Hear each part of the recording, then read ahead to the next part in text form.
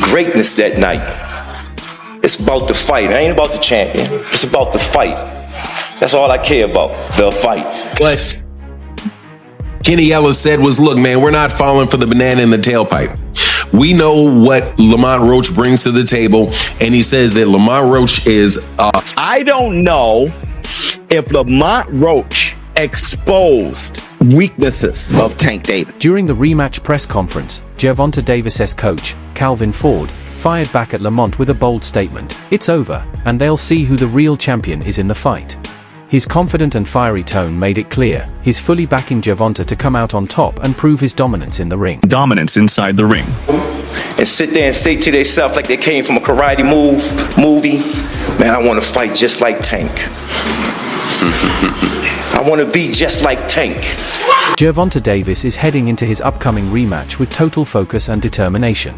He knows how much this fight means for past mistakes. He's coming into the ring more prepared, more disciplined, and ready to prove he's still a top force in the sport. His team is taking no risks. They know this fight is key to reclaiming his spot at the top. He's one of the best trainers in boxing, second guy in the corner.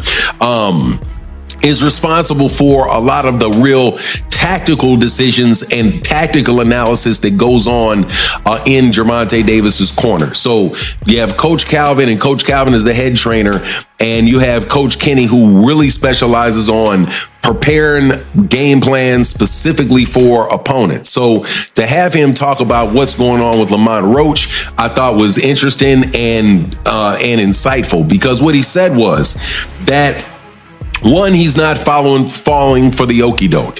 When Mill City asked him, hey, what do you think about the fact that, that Lamont Roach was seen at a basketball game chugging a beer? And I would have added to the question that you see Lamont Roach out giving a bunch of interviews, doing the interview circuit, right? Kind of being a little bit out of character leading into the rematch. Do you think, and this is what Mill City asked, do you think that is something you guys are taking in consideration in preparation for the fight?